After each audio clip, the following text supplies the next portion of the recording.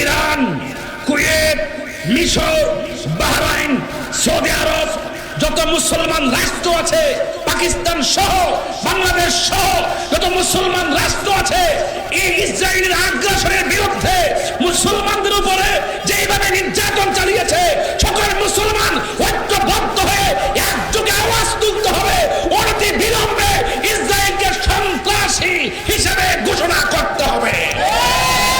আপনারা জানেন বিশ্বে আন্তর্জাতিকভাবে মুসলমানদেরকে নিধন করে দেওয়ার জন্য আন্তর্জাতিক চক্রান্ত চলছে, কথা বলেন ঠিক কিনা? আপনারা দেখেছেন গত পরশুদিন অনর্থক ইসরায়েলের সন্ত্রাসীরা ইরানে আক্রমণ করেছে। কোনো দোষ নাই, কোনো ত্রুটি নাই, অনর্থক। এই ইরানের মধ্যে ইসরায়েলের জঙ্গি গোষ্ঠীরা, সন্ত্রাসী গোষ্ঠীরা কি করেছে?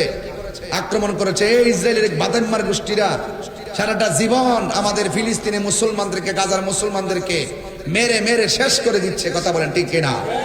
এখন আমাদের মুসলমানদের পক্ষ থেকে আমাদেরকে ঐক্যবদ্ধ হওয়ার দরকার আছে না নাই? আরো বড় করে আছে না নাই? আপনারা দেখেছেন যখন ইরানে ইসরায়েল প্রথম ক্ষেপণাস্ত্র নিক্ষেপ করলো, ইরানের পক্ষ থেকে ড্রোন পাঠিয়ে একাধারে ওই ইসরায়েলের মেরুদণ্ডে আঘাত করে তাদের স্থাপনাগুলো উড়িয়ে দিয়েছে। মারহাবা কর না কেন? আরো জোরে করে মারহাবা কর না কেন? ইনশাআল্লাহ সকল মুসলমানরা একটা ইউনিট হতে যাচ্ছে। আমরা বাংলাদেশের মুসলমান, ইরানে যদি আক্রমণ হয়, ফিলিস্তিনে আক্রমণ হয়, আমরা ইসরায়েলের বিরুদ্ধে দুর্গ গড়ে তুলতে চাই কি চাই না? আরো জোরে চাই কি চাই না? আমার পরিষ্কার কথা থাকবে, ইসরায়েল এই সন্ত্রাসীদের কালো হাত আমরা মুসলমানদেরকে ভেঙে দিতে হবে, কথা বলেন ঠিক কিনা? তাদেরকে উড়িয়ে দিতে হবে। সেখানে আমরা মুসলমান বিভেদ চাই না। ঐক্যবদ্ধভাবে ইসরায়েলের আগ্রাসনের বিরুদ্ধে আমরা সকল মুসলমানরা এক হয়ে লড়বো ইনশাআল্লাহ। আরো বড় করে ইনশাআল্লাহ। যা ক্ষমতাসীন মুসলমান রাষ্ট্রদেরকে বলবো আপনারা এগিয়ে যান, ইনশাআল্লাহ সারা বিশ্ব আপনাদের সাথে আছে। থাকবো কি থাকবো না? আল্লাহ যেন কবুল করে, বলুন আমিন। যাই হোক বাবা, আল্লাহুম্মা আমিন। একটা গেছি, আল্লাহুম্মা আমিন। রব্বানা যালামনা আনফুসানা ওয়া ইল্লাম তাগফির লানা ওয়া তারহামনা লানাকুনান্না মিনাল খাসিরিন। রব্বানা আতিনা ফিদ দুনিয়া হাসানাতাও ওয়া ফিল আখিরাতি হাসানাতাও ওয়া কিনা আযাবান নার। আয় রব্বুল আলামিন, রাত্র 1 বেজে গেছে। অসংখ্য মানুষ আলোচনা শুনে যারা বাড়িতে গেছে তাদেরকে শামিল রেখে হাত বাড়াই।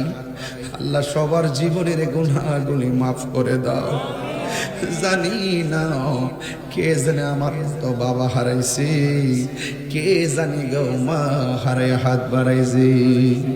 ও আল্লাহ, যারা মা হারাইয়া বাবা হারাইয়া হাত বাড়াইছে, আল্লাহ সবার জীবনের গুনাহগুলি আপনি মাফ করে দেন। আল্লাহ মা বাবার কবরে নূরের বাতি জ্বালায়া দিও। আমরা গুনাহগার ডাকি বারে বার, আমরা গুনাহগার ডাকি বারে বার। তুমি দয়া না করিলে, তুমি দয়া পাব কার? আমরা গুনাহগার ডাকি বারে বার। আয়া মাজার বসে অন্ধকার কবরে, মাফ করো মাফ করো আল্লাহ নূর নবীর খাতিরে। ওরে তুমি দয়া না করিলে, তুমি না করিলে দয়া পাব কার? আমরা গুনাহগার ডাকি বারে বার।